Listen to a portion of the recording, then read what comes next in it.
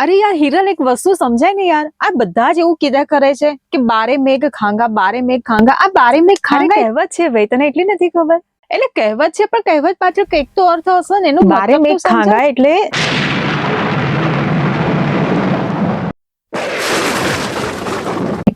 તો દર્શકો, બારે મેઘ ખાંગા થયા. આ કહેવતનો અર્થ વરસાદના કહેવત પ્રમાણેના બાર અને એ સિવાયના પણ અનેકો પ્રકારો વિશે આજે વાત કરીશું. અનોખી વાત અનોખા અંદાજમાં.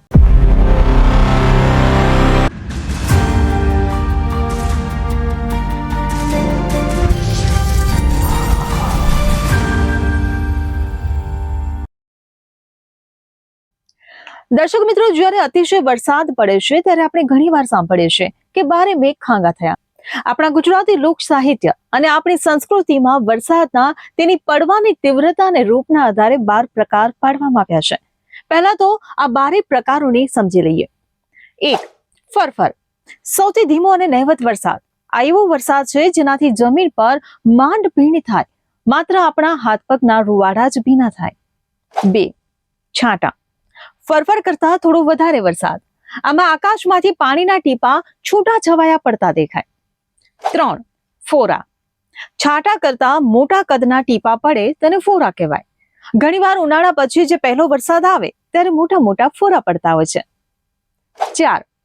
જ્યારે વરસાદના ટીપા આકાશમાંથી પડતા પડતા જ થીજી જાય અને નાના નાના બરફના ટુકડા સ્વરૂપે જમીન પર પડે તેને કરારો વરસાદ કહેવાય. 5. પછેડીવા.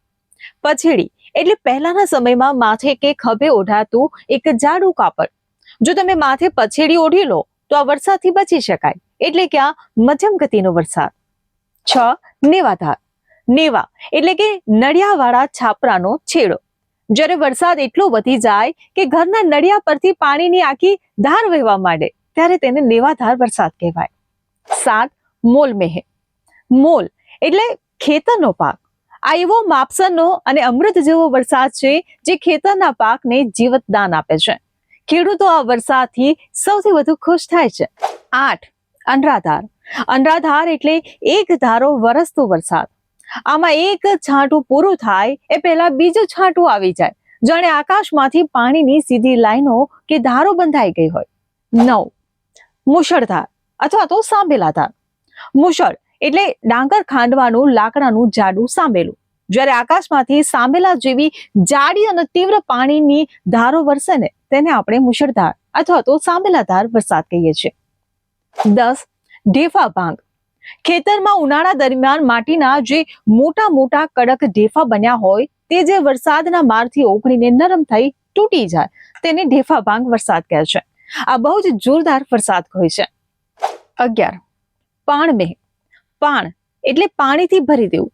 આ વરસાદ એટલો વધારે હોય છે કે ખેતરો પાણીથી છલોછલ ભરાઈ જાય, નદી નાળા છલકાઈ જાય અને કુવાના પાણી પણ છેક ઉપર સુધી આવી જાય.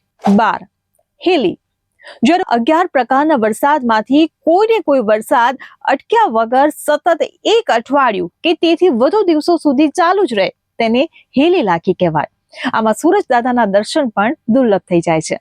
અને દર્શક મિત્રો, જ્યારે આ 12 પ્રકારના મેઘ એક સાથે કે ખૂબ જ તીવ્રતાથી તૂટી પડે ત્યારે જ આપણી જૂની કહેવત બને છે, બારે મેઘ ખાંગા થયા. હવે આ તો થયા પરંપરાગત સાહિત્યિક કે સંસ્કૃતિના આધારે પાડેલા પ્રકારો.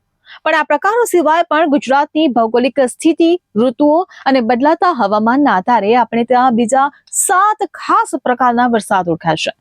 આપણી રોજબરોજની બોલીમાં અને ખેતીવાડીમાં આ શબ્દો ખૂબ જ વપરાય છે. એમાંનું એક છે માવઠું, એટલે કે ક વખતનો વરસાદ, જેને કમોસમી વરસાદ પણ કહીએ છીએ. ચોમાસા સિવાયની ઋતુમાં એટલે કે શિયાળામાં નવેમ્બર થી ફેબ્રુઆરી કે ઉનાળામાં અચાનક જે વરસાદ પડે તેને આપણે માવઠું કહીએ. સામાન્ય રીતે પશ્ચિમના પવનોમાં વિક્ષેપ એટલે કે વેસ્ટર્ન ડિસ્ટર્બન્સ થવાને કારણે આ વરસાદ થાય છે. તે ખેતીના પાકને ખાસ કરીને જીરું, ઘઉં કે કેરીને મોટું નુકસાન કરે છે. 2.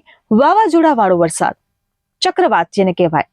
અરબી સમુદ્રમાં જ્યારે લો પ્રેશર એટલે કે હવાનું હળવું દબાણ સર્જાય અને ચક્રવાત બને છે ત્યારે દરિયા કિનારાના વિસ્તારોમાં જેમ કે સૌરાષ્ટ્ર અને કચ્છ ત્યાં અતિ ભારે પવન અને ગાજવીજ સાથે જે વરસાદ તૂટી પડે છે તે આ વરસાદ વાવાઝોડાની સિસ્ટમ પર આધારિત હોય છે.